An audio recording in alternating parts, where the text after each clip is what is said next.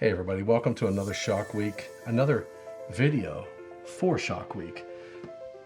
I hope you are enjoying Shock Week so far and all the different videos that you've been able to see or you plan to watch this week here on my channel. This session that I had was with Chris Pavese. Chris and I go back a while. We served together on Code-Making Panel 2, and in talking with Chris, he's got a lot of really good knowledge with regard to leadership around electrical safety.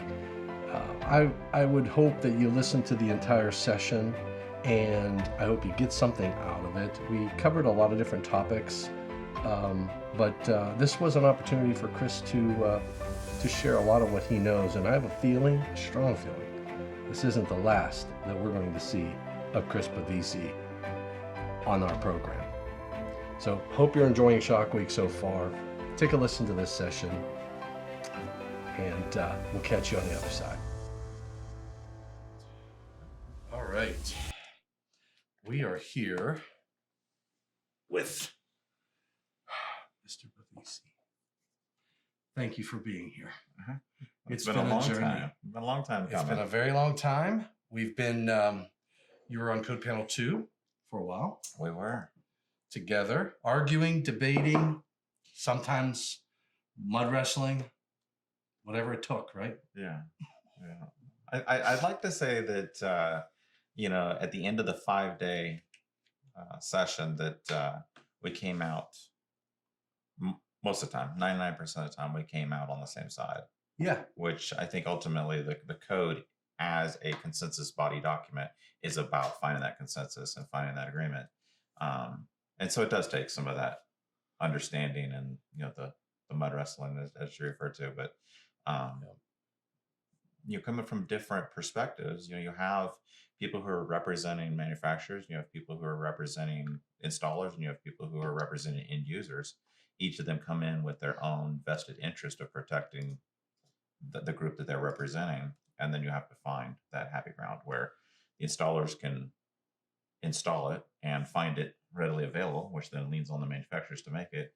And then, of course, so that it's affordable for the end users. Yeah, like you say, it's a nice balance. You have different perspectives at the table. And sometimes I go into a meeting and thinking, I know exactly what I want. Right. And then you listen, you hear the contractor say one thing, or I loved when Dan from the Home Builders Association, we were trying to come up with the dimensions for the receptacles on an island and peninsula. We were arguing, debating about that. Yeah. And we thought we had the language, and then Dan would come over and he'd have a picture of a kitchen. He'd say, "Well, how do we handle that?" And I'm like, "Oh man, right. No, we don't handle that one." Yeah. So it's good to have all those dynamic perspectives. But so you represented. Why don't you tell a little bit about you, who you are? Yeah.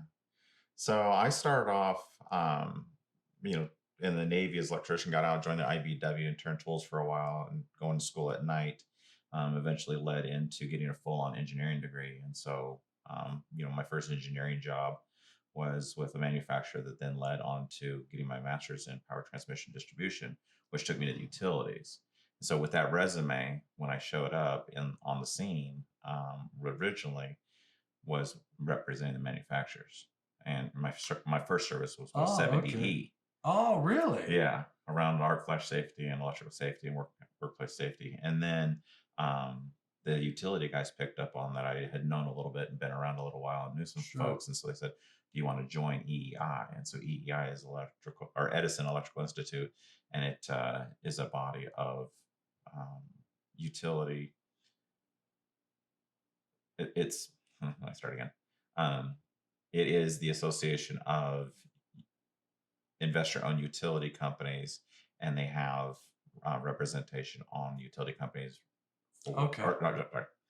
They have representation on the code-making panels representing the utilities. Gotcha. And within our doctrine, it says that we represent our stakeholders and the companies. And so our stakeholders are the end users. And so a lot of times I would be arguing for the person that is going to end up using the code as was implied. And so I'm glad you brought up the countertop receptacles, because that one was the 1% we didn't agree on. And I actually spoke up in my own. I couldn't represent EEI in that. and was speaking up for those that weren't represented in the space, because the code, the way it was written in the revision in 2023, is that right? I think so. Yeah. Basically outlawing these receptacles. Yeah. And I That's said, right. wait a minute.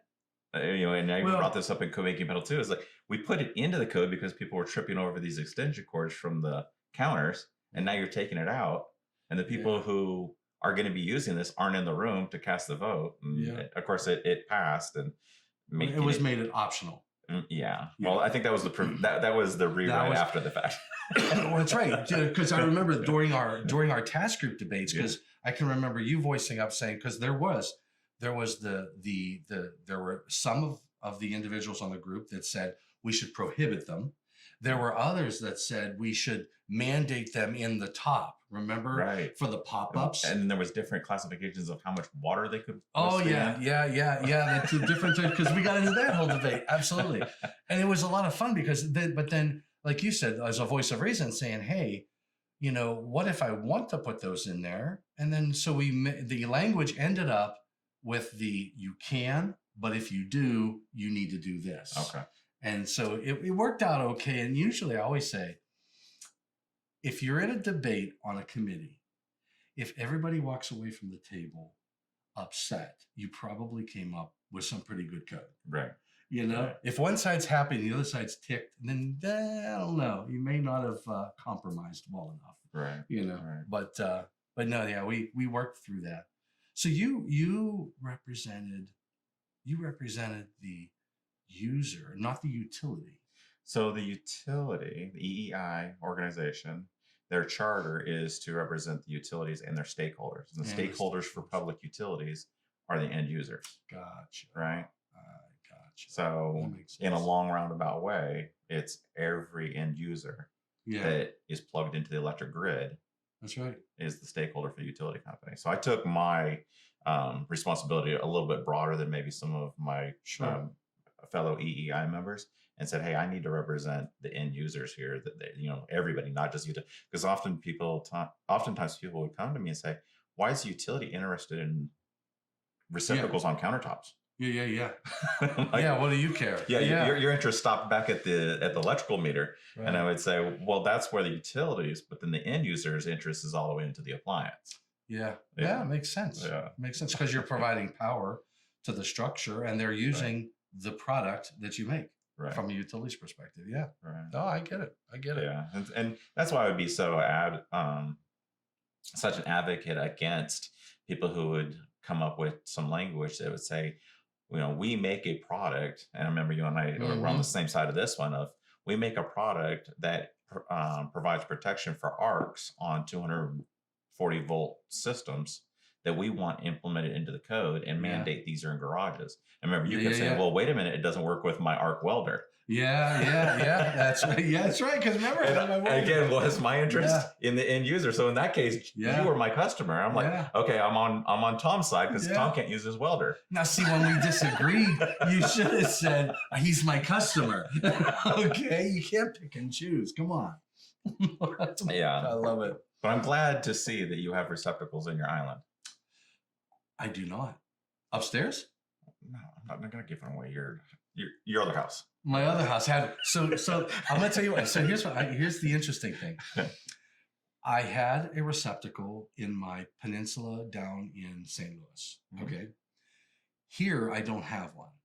Now, in the peninsula or in the island? I don't have an island upstairs. I have just a peninsula. Yeah. Doesn't it require one? It requires one. Yes. Well, it did. Well, probably when this house was built, it required it, but they never put it in. The one down in St. Louis, they put it in. Okay. And Bobby Joe would use it. She would put the crock pot on the end. Yes. And have a thing. Well, I caught it once, but I didn't pull it off. Right. Okay. So we were when is the 2023 code was during COVID, right? And we were all remote. Right. So I was doing my task group upstairs, and I'm sitting there, and Bobby Joe's in the living room, sitting on the couch, and I'm sitting on the chair. And I have it on speaker, and everybody's arguing about these receptacles, right? And she's listening to it. She's like, wow, they're really going at it, I'm like, they're passionate, So we broke for lunch or whatever it was. And then she asked me, she goes, what were you guys arguing about? And I said, well, come here. We walked into the kitchen. I said, we're arguing about this peninsula right here. Right. whether or not we have a receptacle. And she goes, oh man, we had one down in St. Louis. She goes, I really liked it. I said, yeah. I said, I said, that's what they're debating. She goes, oh, that was very convenient, the whole bit. So then we go back on the thing, and Doug Lee from the Consumer Product Safety Commission had emailed a spreadsheet of all of the people who were injured because they pulled things off. Right. So then I forwarded that over to Bobby Joe. And I said, I went like this to look at her thing because we were on the call. And she looks at it, and I see her on her computer, and she's looking, and she looks at me, and she's like, take them off of the peninsulas because of all the kids who were getting injured. And it's not just kids either. So once you see the statistics, then you get to a point where you say, okay, and then I asked Doug Lee, when did the statistics start? And because, I represent manufacturers on panel 2. Right. And as a wiring device manufacturer, it's like, well, you're now going to remove a wiring device, which many people like there, and I sell, okay, and other manufacturers sell. So now you're doing two things. You're going to upset some of my customers, to your point, and I'm going to lose a sale, right? So, okay, so let's make sure we go into this eyes wide open. And I asked Doug Lee, when did the statistics start? Because I did my homework, and I found that as he was doing that research, I was doing the homework on when did it go into the code. Right. We both came back to the table, and he said they started after 1990, and the code put the first receptacle requirement on a peninsula or on an island in the 90 code. So it wasn't until we mandated the receptacle in that location that we started to see statistics of them pulling these objects off of the island and peninsula and getting injured. And before that, the public input came from NEMA, and there was no substantiation with regard to courts and the use of courts. At that time... You mean to put it into the code in 90? Yeah. I thought that was the whole reason, is because the extension court's off of the counters. Nope.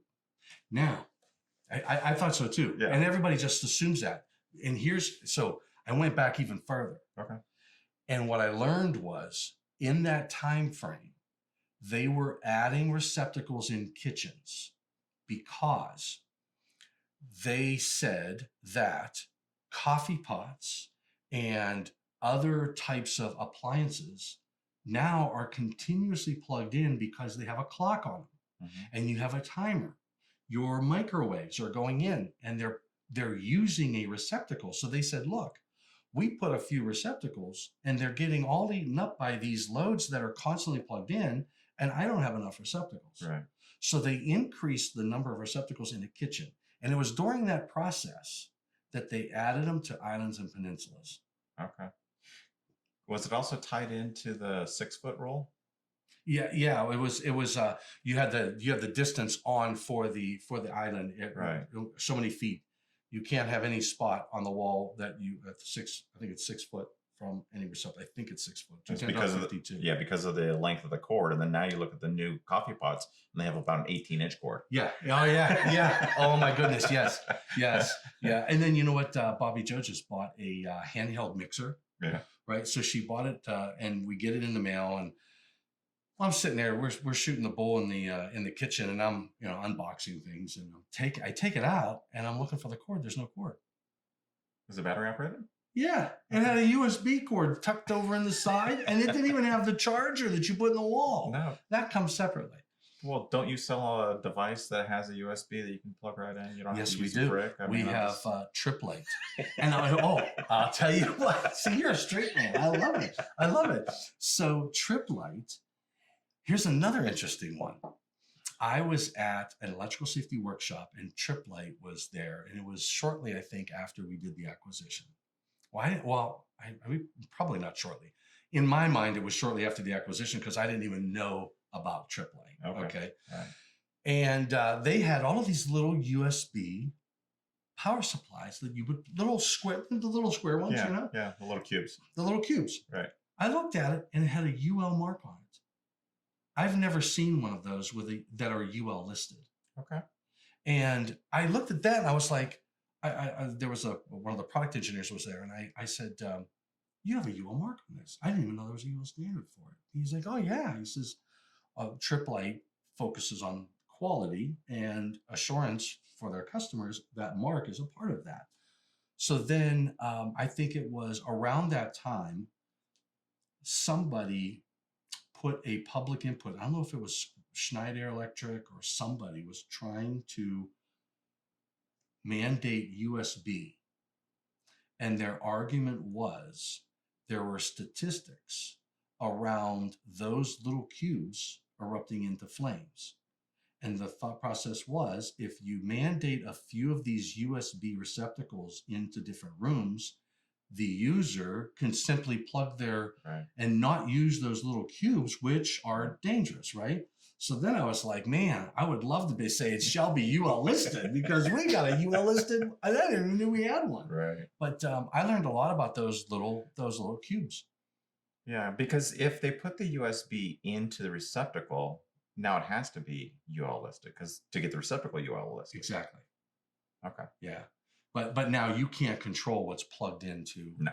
You know, that's the challenge with a lot of these different types of things. You're relying on a homeowner or a person who's going to go shopping to say, I'm going to look for a UL mark or a CSA mark or a what do they call it? What's the name of it? What's the other nerdle? ETL. Intertech. Yeah. Intertech. And I don't want to turn this into a marketing podcast, but I'm sure someone could, creatively market that our device at $5 versus the dollar store item. Here's the thing. Doesn't cause fires or something. Yeah. And our firms like that, like you look at Eaton, GE, Siemens, etc. We're great at making great electrical products, but I would argue not very good at all at marketing. You got a lot of engineers. Sounds like an opportunity. No, absolutely. What would be really great is if they had like a podcast, and they had like a video on or a YouTube channel. You know what I'm saying? Yeah. I'm just going out there. Maybe get a workbench here and plug stuff in and watch it burn. And that wouldn't be a bad. Oh, now you give me ideas. Oh my gosh. So, all right. It'd almost be like a Mythbusters, right? But it'd be like electrical safety. Yeah, there's a guy on YouTube who does that. He injures himself though. Oh yeah, we got to make sure there's safety because this is all about a safety topic today. That's right. It's all about safety topic. Yeah. So I reached out to Chris to ask him to be a part of ShockWeek, which is the last week of May, and he said not just yes, he said heck yes. And then I'm sitting there. You live in Cincinnati. I do. And I up here outside of Pittsburgh, so it's just up the road. It's just up the road. And I'm thinking, well, we're probably going to do. I told Bobby Joe. I said, yeah. I said Chris Pavese, and I told her who you were and stuff from Panel 2. And she's like, oh, yeah. I said, we'll probably do a Zoom meeting. And then you were like, oh, I'll fly up. I'm like, oh my god, he's a pilot. I forgot. Yeah. I mean, yeah, you brought your 747 up. No. That's John Travolta. That's my neighbor. You're mistaken me. Johnny. I know Johnny. Me and Johnny go way back. Yeah. Shoot. Yeah, so he landed today, and I'll play some video. I got some video you landing your plane. Oh, man. Yeah, I didn't know that the plane was supposed to go around like this. Winds. You're up here in the hills with the trees, and so. West by God, Virginia. You landed in West by God, Virginia, and you left the sunny state of Ohio. Oh, no, Kentucky. Northern Kentucky, that's right. Yeah, that's right. Fun fact: Cincinnati Airport is actually in Northern Kentucky. You know what? That's right. I flew into Cincinnati for an IEI meeting, and then I realized I was in Kentucky. And you have to cross the bridge. That's right. To get over to Cincinnati. Well, that's good. Well, I'm glad you're here. Yeah, thank you. And I really enjoy. I'm going to enjoy our conversation. We put some bullet points together, but that's all we did, which is really good. Perfect. Yeah, because spontaneity is beautiful. And both being 80s kids with our sick humor, we might have to do a lot of editing. Yeah, and you know who really no editing. I'm just playing it raw. Oh yeah, we're playing it raw. That's it. That's what I pride myself in. But what was interesting, and somebody who really taught me the spontaneity factor was Mike Holt, which we butt dialed. We talked to him. Yeah, we butt dialed him today. We were in the car, and I looked down, and I'm like, oh my gosh, I'm calling Mike. I hit hang up, and he was like, you just hung up on Mike Holt. I'm like, no, I was calling him, and then Mikey calls us back. But that's right.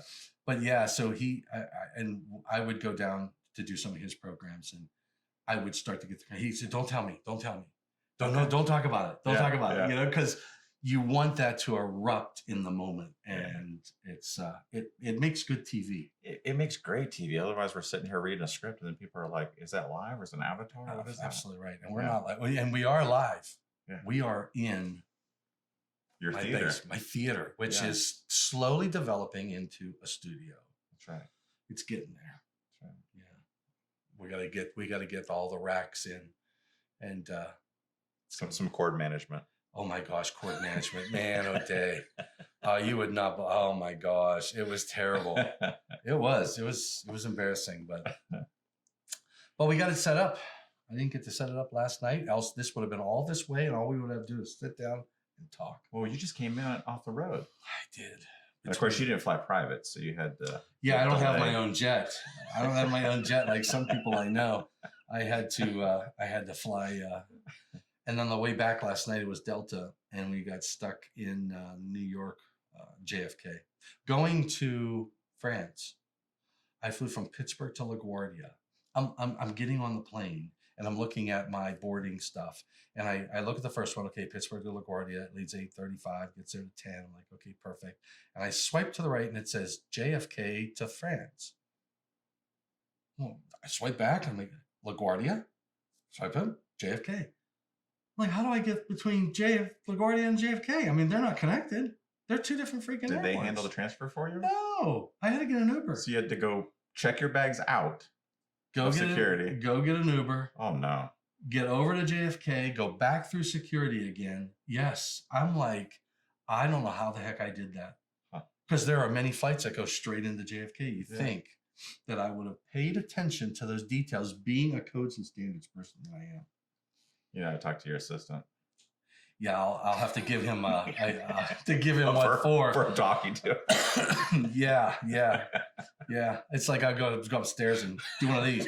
Why did you do that? I don't know why I did that. Why did you do that? Why did you put me in charge? Because I don't have anybody else. It's sort of like the whole one bit. I love on some of these videos. I'll say, the crew was just in here and just put up the lighting. What do you guys think they did? Like, oh yeah, they're really good. That's right. Gotta give them all the credit. A round of applause. Round of applause for the lighting crew. Thank you. And audio. How was the audio guy? Did a great job. Oh my gosh. Yeah. And then I think somebody at work. That's why marketing at work called me and they said, "Well, who have you signed contracts with?" What's going on here? Who's your audio crew? That's right. Me. Yeah. How many contractors do you got over there? Yeah. None. Check my expense report. I'm not paying anybody. That's right. It's a one-man band. It's just me. It's me, myself, and I. That's three of us. All three of us, yeah. And sometimes we don't get along, but we get things done. That's all that matters. Yeah. So we have about 8 topics and about 14 hours to get them done. Nice. One of them was building safety into your. So, okay, you're no longer with EEI. Correct. I retired from the electrical utility industry in the Q3 of 2023. Okay. So the official date was September 1st of 2023. Wow. Yeah. So right after the code got passed, right after we had that meeting. Yeah.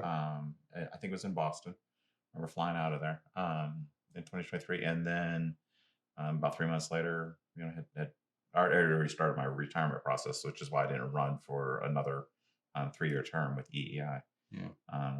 Then started doing some consulting and eventually got into leadership management, and then I've found a lot of need for associating the importance of safety along with the importance of leadership.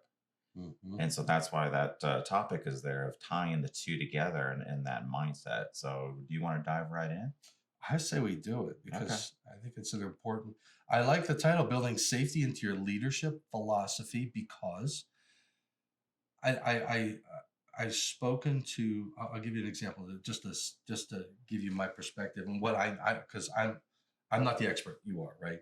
So I was speaking with a gentleman who was the safety coordinator for a large electrical firm, and he said, I mean, he had me come down and he wanted to pay me. I'm like, no, I work for Eaton. I'm going to come down. I'm going to do training for you. Right.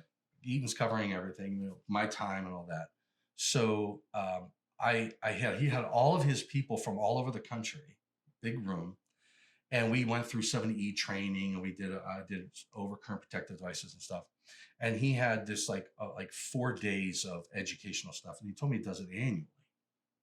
And each of them were safety directors on their teams. And it takes money to do that, right? And it comes from a budget, And so I was sitting with him, and I said, Harvey, I said, I'm impressed. Most people I talk to that work for companies and head of safety fight for budgets, and you seem to have licked that. How did you do it? And he says, Tom, I talk 2 ways. He says, when I talk to my guys, he says, it's about going home. It's about earning a living for your family. It's about you being the breadwinner in your family. It's about being able to be there, put your kids through high school, through college, without worry financially. It's all about you getting home safely. That's right. He says, when I talk to senior management, he says, it's about, here's how many dollars I saved you. Here's how many OSHA violations that were bogus, and I got us out of those. Here's all of the near misses, and here's how many catastrophic things that we avoided because of the efforts. He says, and because of that, I get the funding to help all of our guys and gals go home safely.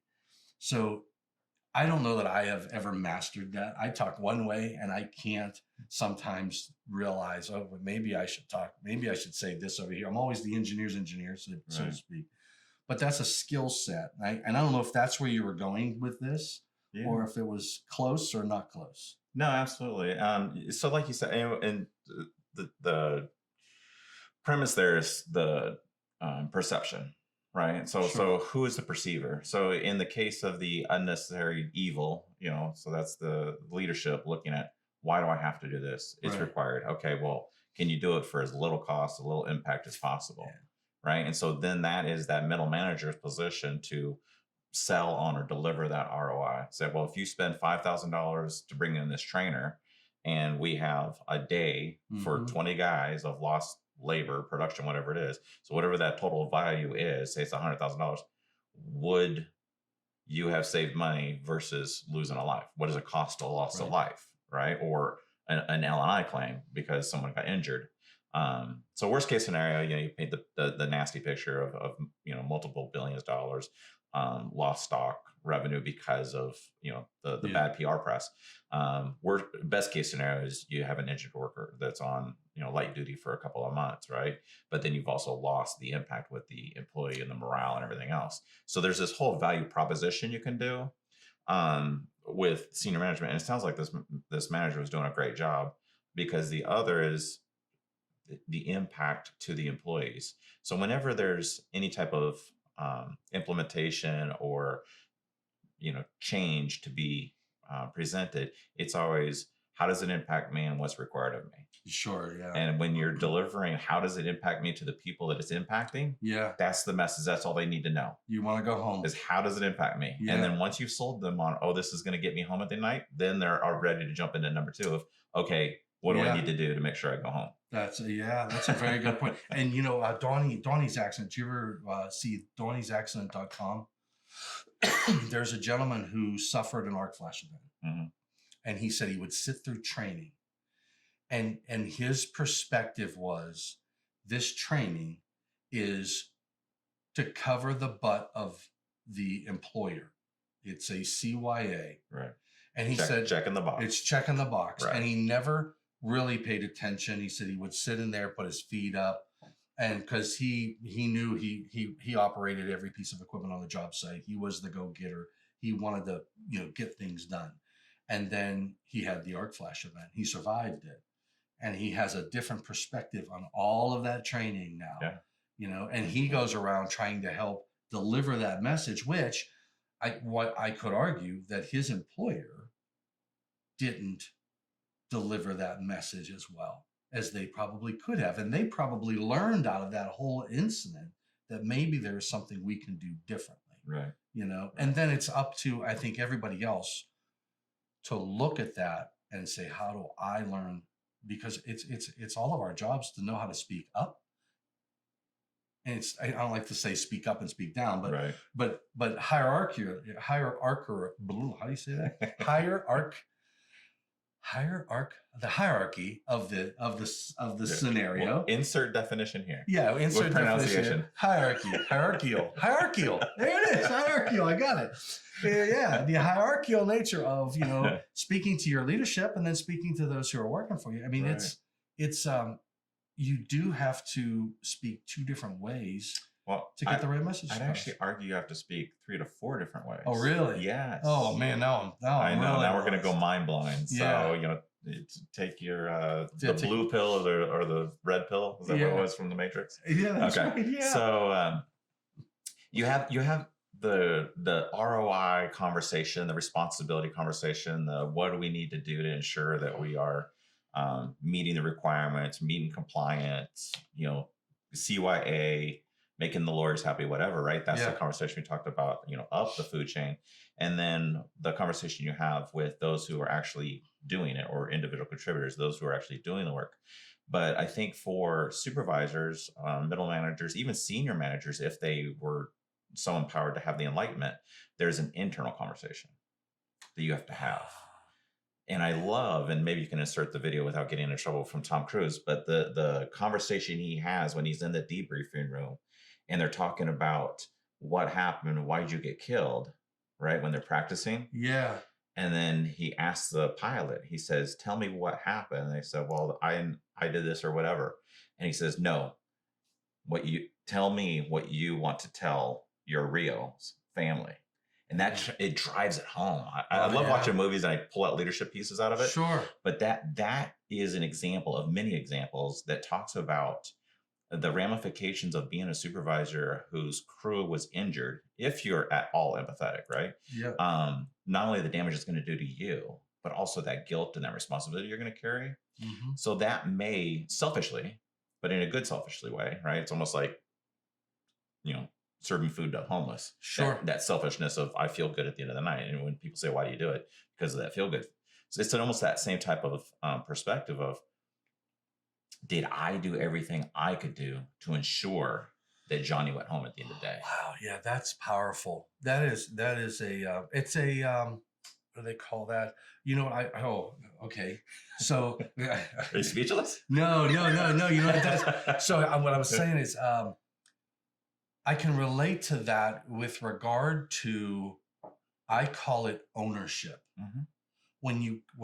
When I'm given a task, or if somebody says, hey, I need you to do something, when I do it, I own it. And I treat it like it's my idea, it's my journey, my goal, and I get it done, right? Mm-hmm. From all different perspectives. I try to understand it inside and out. And then you look for people that same way. I hired actually he was a leadership development program within Eaton, LDP. And I gave him a task. I said, look, we have these 4 one-line diagrams. I need you to load these into SKM. He goes, what's that? I said, all right, here's the key. Here's the software, And I'm thinking, okay, now I'm going to have to give him a class in this, right? So I gave him the key and the software disks, or I told him download it. And then I said, I need you to selectively coordinate these, and I need you to find out the pricing for it. And then I want you to change it to be like a 0.1 seconds and figure out the pricing for it. And then do it like there's no coordination required, and do the pricing for it, because I wanted to see what the price difference was when you achieve a higher level of reliability through coordination. So I'm thinking, okay, a couple of days, I said, well, we'll hook back up on Friday, which was like maybe Tuesday. So Thursday he comes walking in and he says, hey, so I got that stuff for you. I'm like, oh, I was thinking he was going to say, I got SKM running. Right? I was going to say, he said he didn't know what SKM was on Tuesday, and on Thursday, he's done, right? And then he brought his computer in. Okay. He threw it up on the television in my office. He throws it up there, and he's showing me the non-coordinated system, and which would be your low-cost solution. Right. And he's showing me how he laid it out, and I'm asking a couple of questions about this, that. And then all of a sudden he did this thing, and I'm like, how did you do that? He goes, it's a scenario manager in SCAM. I'm like, I use SCAM. I didn't even know there was a scenario manager. Okay. He was teaching me about the software. He's 3 days in. I'm like, that is an individual who took ownership Right. of the task way beyond what they were supposed to do, right? Or expected to do, because I didn't expect any of that. He had it all done. He had it all. He taught me stuff. And I'm like, that is what it's all about. And to your point, if you had a safety coordinator or a leader within your organization where you said, I need you to make sure X, Y, and Z, if they just did that and then kept going, okay, now what do you want me to do? Yeah. Or now what do you, if they can think on their own and take that, I call it ownership. Yeah. Well, Jacko, famous on YouTube, wrote a book called Extreme Ownership. Yeah. And that's 100% what it is, you know, for one, it takes a strong leader, not a micromanager, but a strong leader to delegate that authority. But when they delegate that authority, they also have to give that accountability, saying, I'm giving to you, you own it.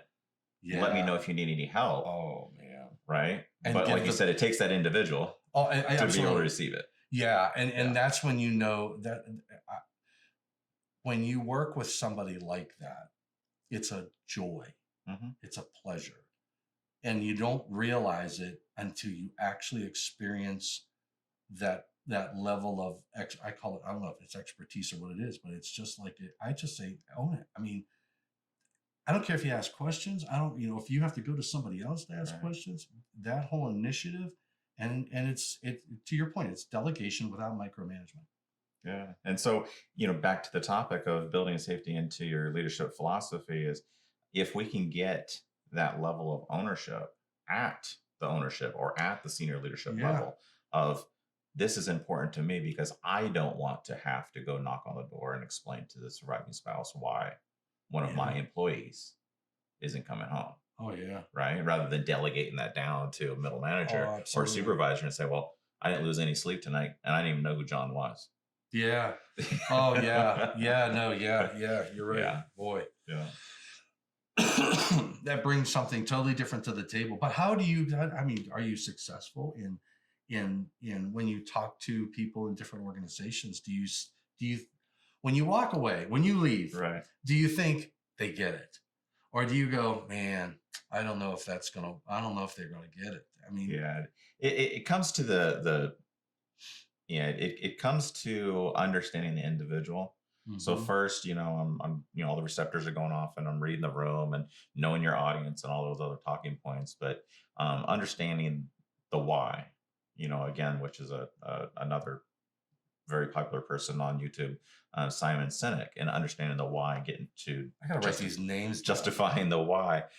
So when we meet with a CEO or president or chief of safety or whatever it is, and they say, we're interested in building out our safety department, or we're interested in building out our leadership team. First question I'm trying to answer in my head is why? What's the problem? Let me solve the problem. Let me initially come up with a gap analysis. Where are you at? Where do you want to go? And why is there a gap? Yeah. Part of that could be personality. We talked about that already, right? It's not a problem. It doesn't affect me. I don't lose any sleep because I didn't know who Johnny was. Right. So then immediately I'm thinking, okay, we need to instill ownership. We have to talk about, how do you at the end of the day own that not delegate that away. Yep. The second key is understanding, are you just trying to do this to check a box? Are you just doing this to meet the requirements of the lawyers that are bugging you, or the insurance agency, that's saying your rates are going to double next year because you don't have a safety, or the contract you lost because your ticker was too high, whatever it is, understanding the why, right? And then the last bit is understanding the receptivity, another word we're gonna have to look up, the receptivity of the audience. How receptive are they to change? Sure. Because what kills us all is the people who says, we've always done it that way. Oh man, I heard that so many times. Yes. We've always done it that way. Yeah. Okay. I've done this. So then you have to respond with, well, what you got you here doesn't keep you here, right? You have to sort of change that philosophy. But, along that path of, well, if you always done it that way and you're good with why I did it, why am I here? Yeah. Yeah. Like you said, I'm not good with charging you if there's no value add here. Right. Yeah. I mean, to do nothing for you. So once you've answered that why and where do they want to get, and understand the receptivity. Are they receptive to make the change, which then starts to get into some human performance. Sure. And then you answer those questions of how does it affect me and what's required of me, right? Yeah. Some of those may be an entire new safety program. I like you would travel and go do 70E conferences and presentations in front of clients. I remember a power plant in the middle of Texas I went to, and everybody was dismissive. Oh, we don't need this. This is BS. What are you doing? And I come in with a big bag of safety gear, and we do a whole presentation. And they're like, "Well, we want to take you out and show you our panels and show you our equipment and everything else and what we're dealing with." And being in a power plant, I knew what I was getting into, but I'm like, sure, let's take a tour. And there's some power plants that are nasty. You don't even want to be in. There's others that you could eat off the floor. Oh yeah, they're gorgeous, right? Yeah. So I'm like, yeah, sure. We'll go take a tour or whatever during break. So we suit up and got all our safety gear and we go take a tour. And he's like, well, this is the switch we're in most of the time. This is the gear we're in, the other part of the time. And there was no labels on the equipment. I'm like, well, how do you know what safety equipment you're supposed to wear? Yeah. Well, that's what you're here for. I'm like, my training is not going to tell you what you need for this gear. That's exactly right. Right. Yeah. So the individual contributors, the folks that I was teaching were very receptive because they wanted to go home at the end of the day. Sure. But what it was the leadership saying, hey, I'm checking a box here. We provided them training. We provided them safety equipment. Wow. Yeah. But then there was that gap. Yeah. There was no connection between, am I good with my category 2 uniform or do I need a category 4 kit that's in this bag? Wow. And so that was something that, again, through practice was, okay, I've identified a gap here. Thanks for the tour. So then my closing comments to leadership as I was leaving and saying, I would highly recommend an assessment with labeling. Oh, yeah. And you and I talked about this before the call was, well, the first question is, where's the requirement for that? Oh, my goodness. And we love that. Oh, yes. So what's the number? 110.16. 16. Absolutely. Now. Now. Yeah. Well, we just got into this debate with 70B as well. No, so NFPA 70, which is the National Electrical Code, is adopted into law. Yes. Right? Yep. 70E is a standard. It's a standard, but right. and really it's the way I describe it, I say you're a chef and you have to make a souffle. You know what you're making and you need the ingredients for the souffle. The ingredients come from 70E. I know I need a safety plan. Mm-hmm. My safety plan might be different than your safety plan. If you're a utility and you work on 138 kV and all these higher voltages, I'm a residential dwelling unit. I'm never going to see those voltages. My safety plan will be catered to what my people work on. Yours will be catered to what yours work on. Yet we both get our materials from 70E, which is all of the ingredients. Tells me my working distances, my approach boundaries, and all that stuff, right? But there's no hardcore requirement outside of OSHA coming when there's an accident. OSHA saying, "Okay, I'm going to fine you, and these are my citations," right, which is on the OSHA laws, and they're going to say, "Well, you should have been doing this because that's what 70E tells you. That's their reference." They reference the standard. And 70B is the same way. There's no for maintenance. Yes, for maintenance. So there's no requirement.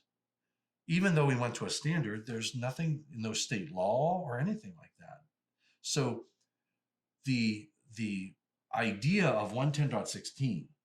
Now I had these discussions with people because there are some people that feel that 110.16 steps on the toes of 70E. I personally think 110.16, after that story I just told you, mm-hmm, gives 70E validity in that it needs to be done. Yes. Not it's optional. Oh, that's a nice to have. That's a Cadillac version. Yep. That's overpriced. And on that, I would add working space. 70 mm-hmm has working space requirements. Yep. I would add lockout, tagout provisions. The National Electrical Code tells you where you are mandated to install lockout, tagout provisions and make sure that they're there permanently, even when the lock is removed.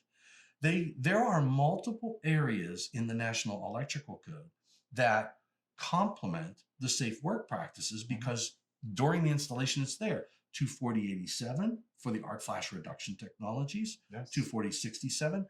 So there are some individuals who don't like the 110.16 requiring a label because they'll say, well, that steps on the toes of 70E, but I, like you, say it complements 70E. It doesn't step on the toes. It doesn't tell you how to do the label. It tells you you're going to put this information on there, and it aligns with 70E very nicely. I think there's a standard ANSI for the label, though.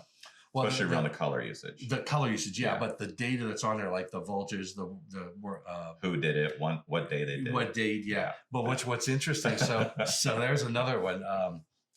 There was a gentleman on the correlating committee who does not like the fact that 110.16 mandates the date for the label because of the 5-year provision under 70E. But here's the real reason.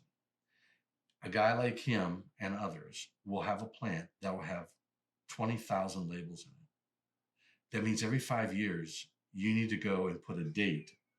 Even if you ran the study and everything was exactly the same and nothing changed, you've got to go change the date on all of those labels. And they're saying, just see, in that type of a heavy industrial, you should just go back to the original report and follow and find out when was it last updated from there. It's a controversial topic between the two. I don't know where I stand. I believe in a date. You need something to say when did you do the study. Yeah, I mean it's no different than having the date of inspection on your fire extinguisher. Oh, that's a good point. Right. Never thought about that. Yeah. And how many fire extinguishers do you possibly have? Yeah, that's a good point. And from my point, having worked for the utility and, the driving mission of the utility is to reduce the CMI, or customer minutes of interruption, means that there's constantly going to be different system configurations as we grow that reliability within the utility. Right. And the mandate for the 5-year revisit on 70E comes from, you need to go back to the utility to know what your source feed short circuit current is. Sure. Because that's going to affect all of your calculations downstream. That makes sense. So that's the justification. Yeah. But again, if we go back down to that mindset of the leader, and they're like, well, I'm just doing this to check a box, and I can't believe someone like Eaton's going to charge me $5,000 to rerun a study because the utility contribution went from 5,000 to 25,000. Yeah. Or worse. Now I got to change, or worse, the wrong way. Yeah. 25,000 down to 5,000. Exactly. A lot of people don't realize that. They think, well, the higher the fault currents hit me. But no. It can be the lower ones that can make the energy go up. Right. Well, this is the question you and I were talking about earlier. Depends on if it's a fuse or a circuit breaker. Yeah. Well, either way, too. I mean, if you're on circuit breakers have that shove. Some of them. Right. What may have that short time delay, which can save you a lot of times, but it's not mandated. But yeah, you're right.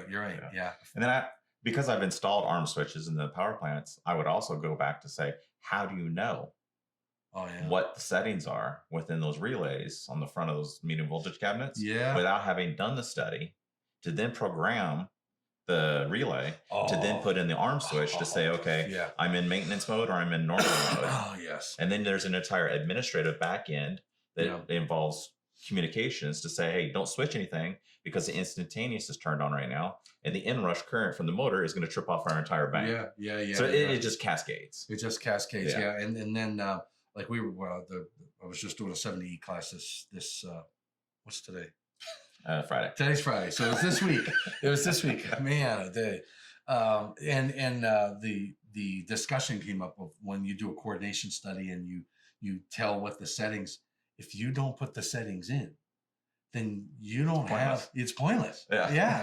It's like you paid me to do this study, but then nobody actually programmed all the settings into the overcurrent devices on the relays. Right. All of that has to be done. But okay. So leadership philosophy. If the leaders are on board with safety, it'll get funded. Mm-hmm.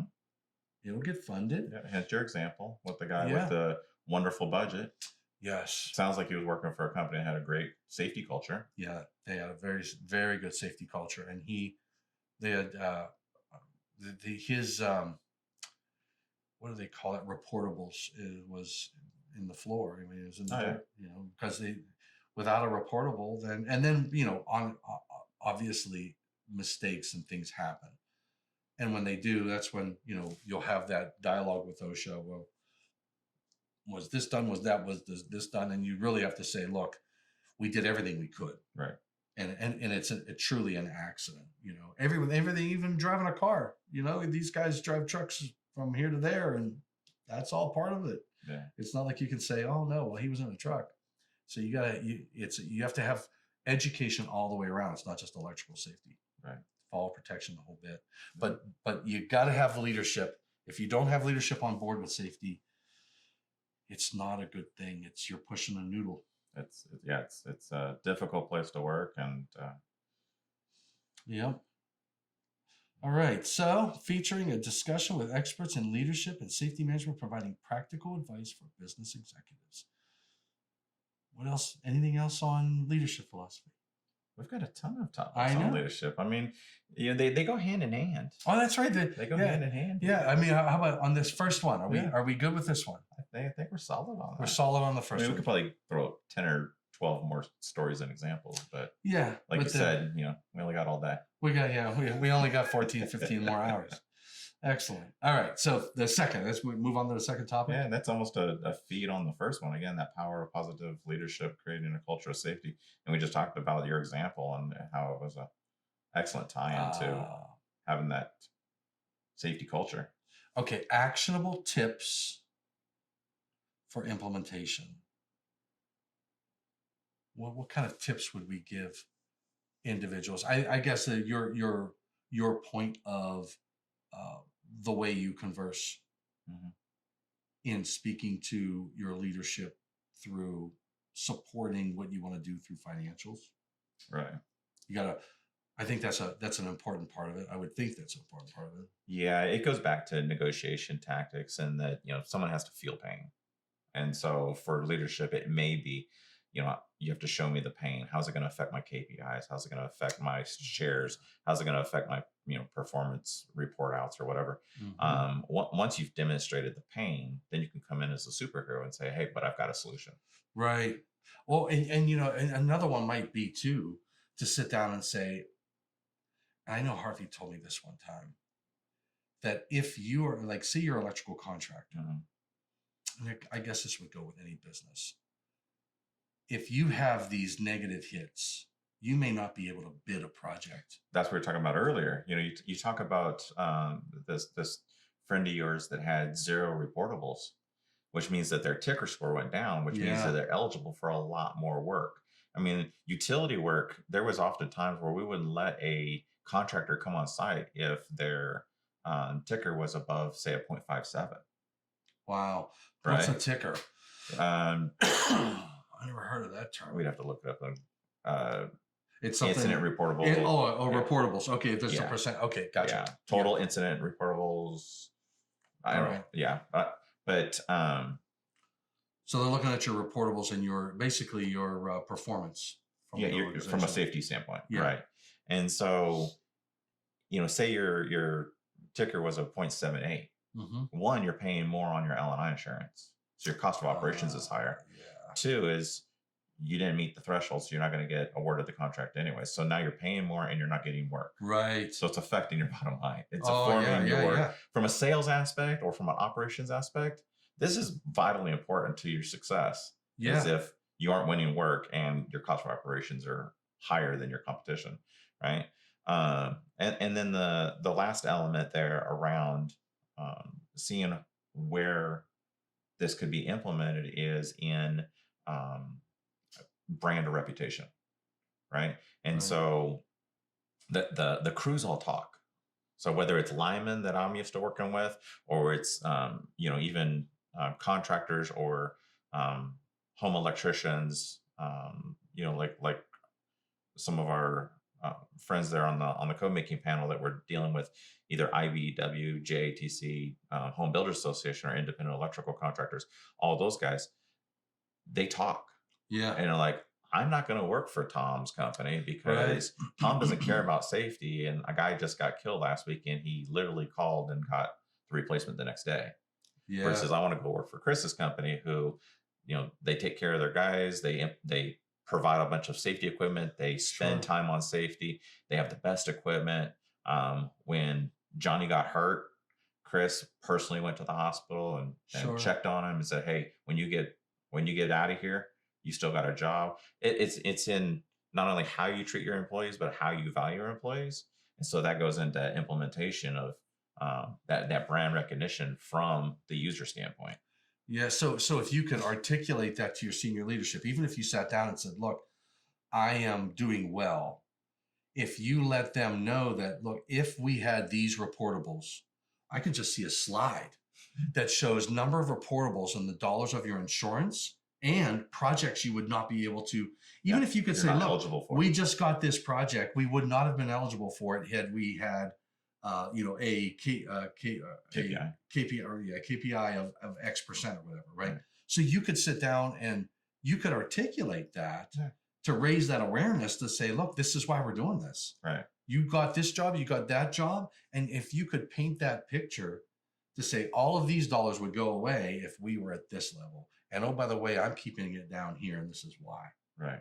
Yeah. So if I can reduce my cost of operations, Yep. I can increase my ability to win work. All right. So we're talking about actionable tips for implementation, and we talked about, or we were talking about that graphic and what it would look like. Yeah. So if we're looking at cost of operations being high because of insurance rates, Yep. and we're looking at our awards for work being low, if we were able to, by safety being the key here, Mhm. if we're able to bring our cost of operations down, Yep. and we're able to win more work, then that Absolutely. delta is going to be profit. Yeah. Right. And that's going to make everybody happy. All the stakeholders, the owners, senior leaders that are, Yep. Getting their metrics put together and what goals they need to meet and exceed goals.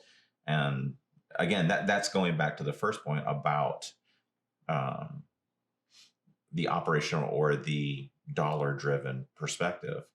But then if you create that pain and then can transition them from, okay, I have a solution, Mhm. and along that path of painting out that solution, then you can paint in that hero scenario where, hey, not only are you doing this, it's going to help the company grow, be more Oh, profitable, absolutely. Yeah. but you're also going to be able to have this whole PR side where you get to say, hey, our employees go home safe. Yep. We've implemented safety training. We've provided PPE. We have a day of safety. We have metrics around safety. I remember one of the programs that actually presented on IEEE back in 2017 was after a large merger and acquisition. Mhm. And we had two different perspectives, to the point all the way down to the field where you had a crew from one company and a supervisor from another company arguing over at what point did they need to tie off on ladder safety. Wow. Because one was using a 4-foot rule and the other one was using a 6-foot rule. Yeah. And so the guy who was on the ladder with a 6-foot rule, supervised by the guy with a 4-foot rule, is wanting to write the guy up. And he says, you don't know what you're talking about. And the other guy says, you don't know what you're talking about. So you got these fingers pointing at each other. Wow. Because they were both so concerned about safety and ensuring Sure. that they were following safety, that they learned, okay, my rule is 6 foot. And over here, he's saying, no, my rule is 4 foot, because that's what the company says that I Right. came from. Yeah. Yeah. Yeah. So I actually did an entire white paper on that. Really? Yeah. Wow. Yeah. Where I think it was titled something like, my safety program or my safety policy is getting in the way of our safety, or something to that effect. Yeah.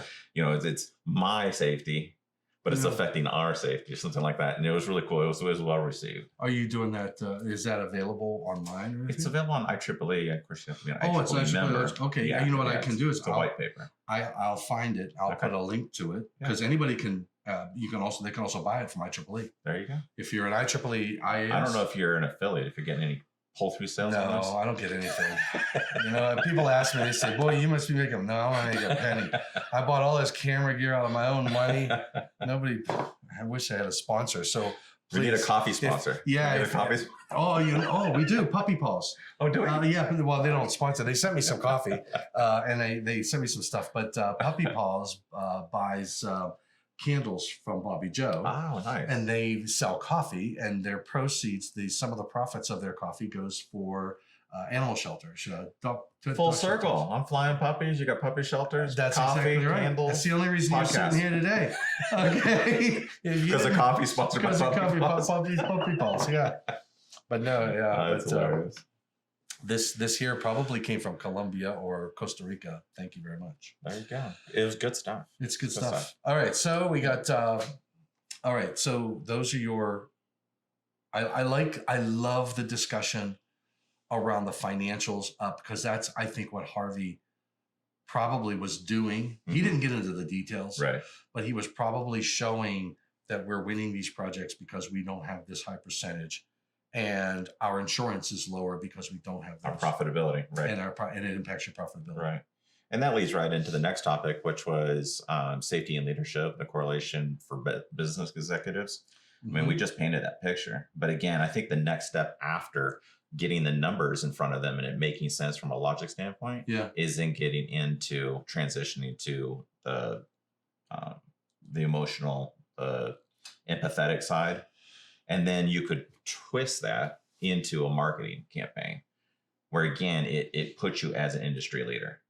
Yeah. So okay, is this the part that basically tells our guys and gals they're going to go home at the end of the day, that they need to go home? It's not, no. That's not, that was the beginning of the conversation where we're talking about building safety into your leadership philosophy and approaching each other with a perspective. This is more on the side of the reputation of the company. Oh, okay. Right. Okay. This is the marketing campaign. This is where, we get to go out and brag to industry at a safety conference or at a symposium or on TV or a YouTube channel or something like that. You get to talk about, we would see it sometimes in branding campaigns where you had linemen. They're out working on a job. Actually, there was a movie that was shot on this. John Travolta was in it about linemen, right? Linemen are out working the job and they're doing storm restoration and they're being safe. And then, end of the day, they drive home and they pull into the driveway and there's the wife and the kids and they jump in their arms and that feel good story. Yep. You would be a charlatan to have that commercial if you didn't actually have that safety culture, if that wasn't real. Right? It would be a waste of money. Yes. But if it was real, then you can utilize that and you can say, hey, here's how we stand above our competition. You also write that into perspective and you also get that reputation with your clients. It's like 100% what you saw on TV is what I see out here in my switch yard or what I see out here at my substation. Right. Yeah. That makes a lot of sense. Yeah. And I know NECA and the Independent Electrical Contractors organizations have awards they give or competitions around safety to say, look, we because I was on the IEC independent guys, they had they would do submissions, which was basically their track record. Here's our reportables. Here's all the stuff that we report back to OSHA. Here's how many incidents we've had, how many employees we had. So the number of incidents per employee, and they would paint that picture and then we would compare them with other organizations and we would look at what size, because if you're a small organization, you don't want to try to compete with a very large organization. So we would bucket them, I believe, by the number of employees or trucks that they had. And then we would have them compete. They would give a presentation on their safety efforts at their organization, et cetera. And then we would give them award for, a safety award. Right. And that's what, and that's marketable. I mean, that's great to put on your trucks to say, look, we're, safety is number one with our organization. I mean, we've seen it all over the place with regard to many organizations because it is a value proposition for the organization. If you're going to hire them to come into your facility, you want to know what you're hiring. Right. Yeah, that's marketing for the organization for sure. Yeah, and some examples that I have is hands-on where we were responsible for a 345 kV yard during a power plant maintenance, and we were tearing apart. The GSU, which is the transformer that comes off the generator and services out to market, again, at 345 kV. I think it's coming in at either 22 or 26 kV, depending on the generator, and stepping up. So all of the equipment from essentially generation out to market is getting serviced while the generator itself is getting tore down and rebuilt and everything else. And you come together every morning, you would have your safety debrief and, hey, where are we at? It'd be a 12-week outage or 16-week outage. Are we on track? Oh, sorry. Yeah. Are we on track? Are we having delays? scheduling of cranes and Sure. lifts and all these other type of things would be discussed. And there was a competition amongst the different project managers for operating not only on time, on budget, those type of things, but safety was in there. And so this is back when I was at the power plant, and I had 50 contractors in the switchyard, and we finished our job. So it was funny because at first they were like, I think our total maintenance was set up for 11 and a half out of 12 weeks, which was technically critical path. Yeah. And being through it a couple of times, I was like, I said, we'll be fine. We'll be fine. Right. And so about week 10, when something happened with one of the jobs inside the house, inside the blockhouse, sure, went awry, and the outage got extended to 16 weeks. And my schedule didn't change. I was still at 10 and a half weeks. I was no longer on critical path. But we didn't have a safety incident. We didn't push the guys. It was every morning we talked about safety. Safety was paramount. Some of the switch orders would involve 15 pages. And people would be like, come on, 15 pages? It's going to take us all day just to do a switch out. Sure. But the importance of lockout, tag out, and safety was number one. So if it took all day to implement 15-page switch order, then it took all day. And you just had to make sure that you plan that accordingly. At week 12, when the outage was supposed to be done, and we were done in the switch yard, right? We had barbecue catered in. Oh, cool. And man, we were hated by some of the other groups. Really? Because the plant manager recognized the entire crew and provided catered barbecue for them. Yeah. And it was a huge win. And that's one of those where I wasn't taking credit because they did the work. Yeah. I was just the facilitator here. Yeah. And man, I was in the outage meeting, and they're like, "You're a sandbagger." They were blaming me for everything. Oh, absolutely. You're the sandbagger, and you guys get special treatment. I just was like I was the first 10 weeks where, you're on critical path. What are you going to do to change it? Yeah. And all of a sudden I'm just still keeping my mouth shut because it wasn't me, it was the crew, and having that right mentality. And that speaks a lot to all of these different topics we're talking about here, which is having that leader's mentality around safety, the importance, and then not only doing what we say, but also saying what we're going to do. Hey, we're going to make safety number one. Oh, yeah, absolutely. And at the end of the day, when safety was number one and we're the only group that gets awarded, everybody else is like, hey, next outage. Yeah. Game on. Absolutely. Game on. I want catered barbecue. Absolutely. Up on the turbine deck. On the turbine deck. Jeez, oh man. What plant? I mean, where were you at? This was at Zimmer. So a funny story about Zimmer. It is originally supposed to be a nuclear facility. Yeah. Failed the concrete inspections and was converted to coal. Oh, really? Yeah, it's along the Ohio River here. Oh, wow. Yeah. That's interesting. I worked at Crystal River Unit 3. Okay. And that was nuclear. And then there was a couple fossil plants in that same access road there. But I found out that Crystal River Unit 3 is being decommissioned right now because they had a cracked containment building. Oh. Yeah. And it had to do with the concrete. It's one of those things where, all those little details. Right. Details matter. They matter. Absolutely. Yeah. Okay. Beautiful. I really like that discussion. I really do. Especially the dollars. I mean, I never really thought about, I understand the bottom line, but a lot of people say, well, it's accidents, and you have to pay for accidents. But that's a very good point. I'd love to see if I can put a slide together that demonstrates the bottom line from insurance and from the ability to bid jobs. Right. I got to find some stuff on that. Yeah, I'm sure you could easily put something together, a very baseline of, if it's, so it'd be, company before and after, right? So company before paying their employee $50 an hour, and then their L&I insurance is $25. So now it's cost them $75 for this employee. And then after, it's $50 for the employee, $10 for the L&I. So now it's only cost them $60. And market rate is, say, $100. So this guy's initially making $25, and now all of a sudden he's making $40. It's like, oh, hey. Yeah. Hey. Yeah. That's just showing dollar for dollar, hour for hour. Yeah. And then you start going into, okay, now I can start winning these projects that aren't $40,000 projects, but $400,000 projects or $100,000, whatever it is, right?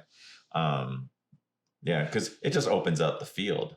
Say there's 100 projects out there, and because of your ticker at 78%, Yeah. only allows you to work on 12% of the jobs. Mm-hmm. Versus if your ticker is at 47%, and now you can work on 53% of the jobs. Absolutely. Right. So just simple mathematics, which I think sort of jumps towards the end on some of these subjects about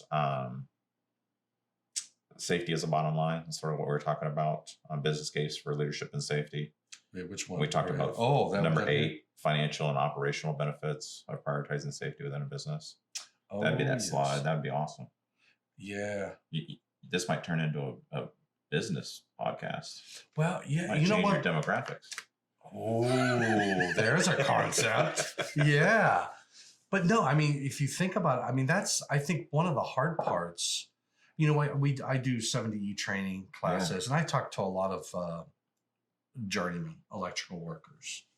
But every now and then you get the business people there. But if you could get a room around, which I'm going to do in a few, next week I have a 4-hour, a 6-hour session I'm going to do over in DC for people who aren't electrical workers. These are like your coordinators and business owners. Yes.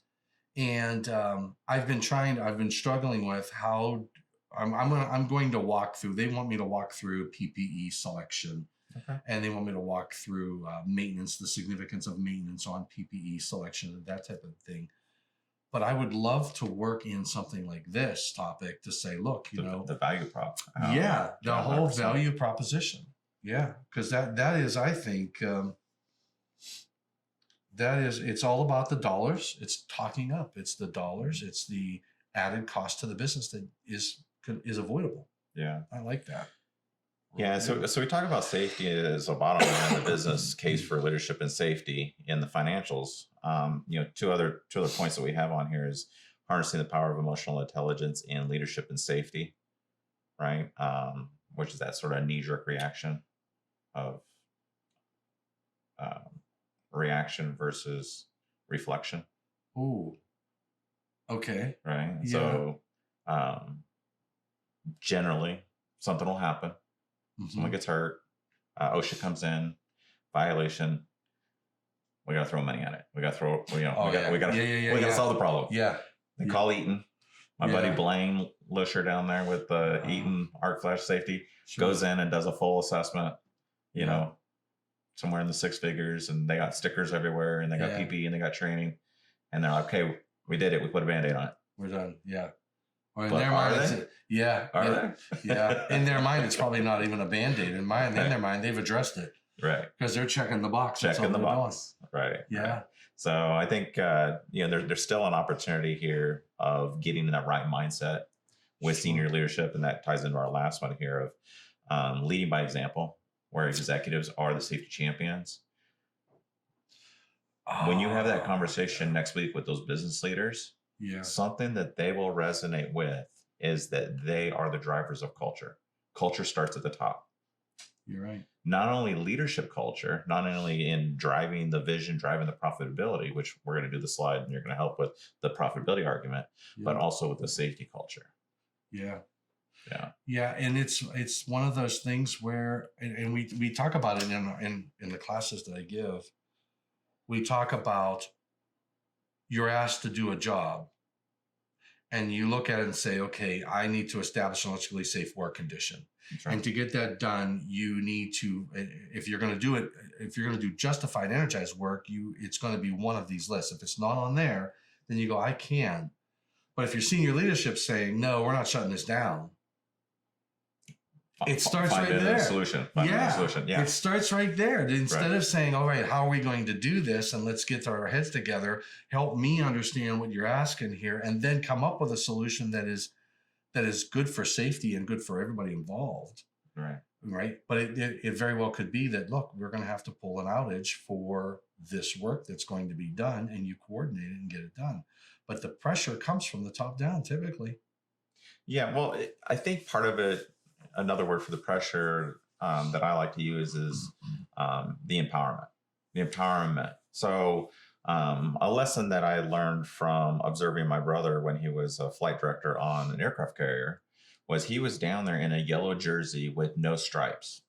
No one knew what his rank or title or even what his name was. Right. Right. But when he's down there on the flight deck in a yellow jersey directing the aircraft around the flight deck, he's representing the air boss, which is usually an admiral up at the top. Right. And so that's empowerment. If he tells a jet to stop or he tells a tug truck to move, that's an order from the admiral. Yeah. With that same empowerment, if a groundman on a utility job with linemen and journeymen and general foreman and everybody else, if a groundman can stop work and feels empowered to say, hey, time out, I don't see something's right. Yeah. And it's not going to be in your ramification because that groundman is representing the owner of the company or the president of the company. Right. And so there's been many a time where someone come up to me and said, who are you? What's your rank? What's your title? Something like that. And I say, it doesn't matter. I'm representing the president of the company. Yeah. Oh, that's a very good way to point it. Yeah. That's empowerment at 100%. Absolutely. And having that safety culture driven from the top down. So when I was at the utility company, there was an incentive, a financial incentive that if our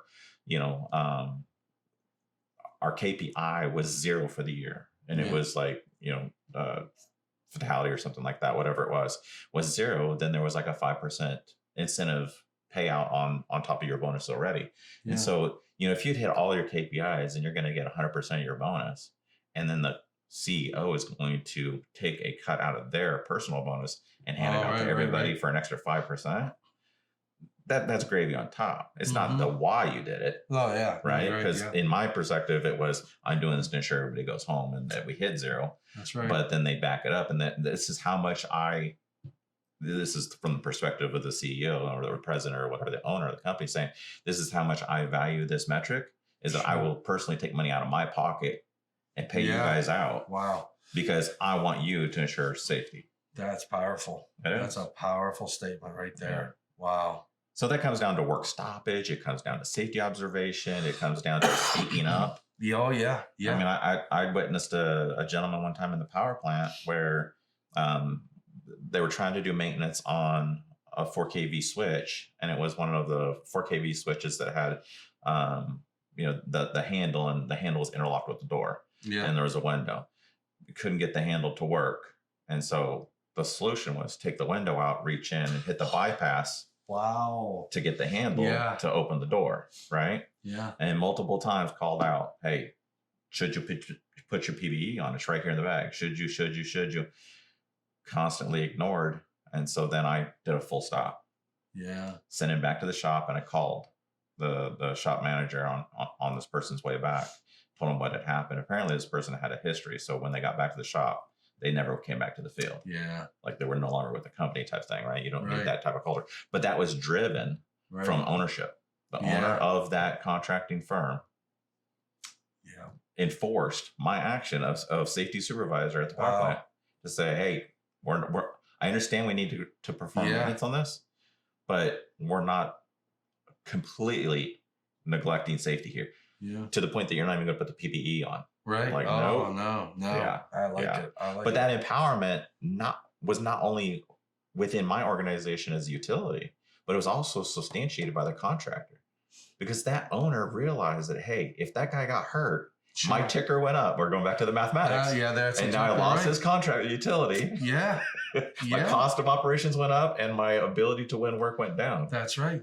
That's right. And then that's the business aspect of it. But then to the employee, your education or your discussion is about going home. It's about keeping their fingers, keeping their digits, about not putting their lives at risk for the sake of earning a buck. And leading by example, because now I was showing everyone else it was okay to take the senior individual, pull him out of the field, send him back to the shop. Wow. I didn't care if he was general foreman and if he'd been at the company for 42 years.